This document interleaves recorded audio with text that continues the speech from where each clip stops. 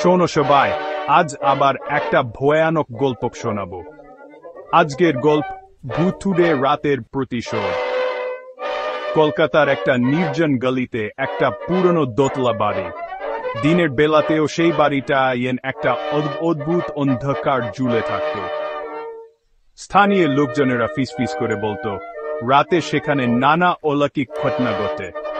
কিন্তু মেডিকেলের ছাত্র অর্ণব এসব কোথাও কান দিত না, বাই আর হাসপাতালের কাজে বস থাকত। কিন্তু সে জানত না খুব শীঘ্রই সেই বাড়ির অন্ধকার রহস্যের শিকার সেও হবে। রাত 6টা বাজে। অর্ণব পড়াশোনা করছিল, কিন্তু মন বসছিল না। তার মনে হচ্ছিল কেউ তাকে ঘরের কোণ থেকে দেখছে।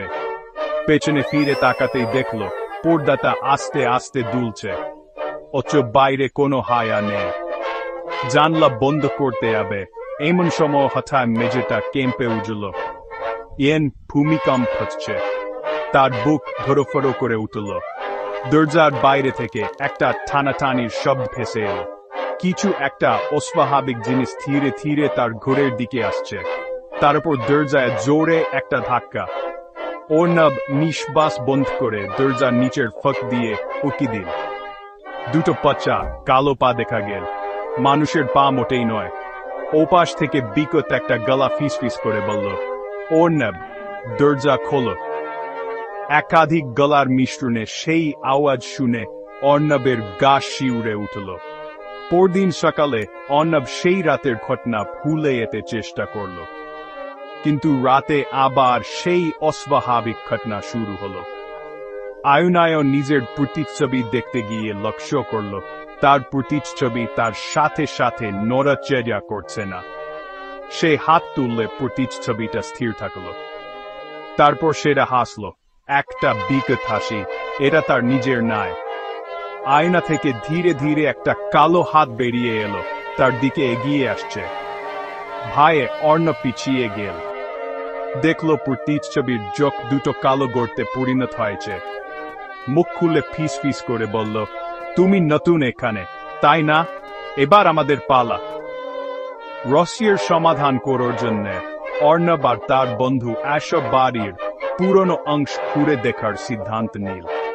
নিচে একটা তালাবদ্ধ ঘর ছিল, বছরের পর বছর ধরে বন্ধ। বাড়ির কারিগর তাদের সাবধান করে দিয়েছিল সেই ঘর কখনো খোলা হয় না। কিন্তু সেই রাতে দরজাটা আপনি খুলে গেল। অন্ধকার ঘরে ফুঁকতেই বাতাস ভারী হয়ে উঠল। দেওয়ালে আচ্ছাদনের দাগ। এক কোণে একটা পুরনো চেয়ার, তার উপর রক্তমাখা একটা পুতুল। একটা দুঃখপুরা গলা ভেসে এলো, আমাদের মুক্তি দাও। এসব পালাতে হবে। এমন সময় দরজাটা বিকট শব্দে বন্ধ হয়ে গেল। দেওয়ালে অদ্ভুত কিছু লেখা ফুটে উঠল, আমরা এখনো এখানেই আছি। হঠাৎ মেঝেটা ফেটে যেতে শুরু করল। তার ভেতর থেকে লাল চোখওয়ালা একটা কঙ্কালের মতো আকৃতি বেরিয়ে এলো। তার কঙ্কালের হাত এসকেফের দিকে এগিয়ে এলো। বাঁচাও অর্ণব! এসকেফের চিৎকারে ঘর ভরে গেল। কিন্তু অর্ণব ভয়ে জমে গিয়েছিল।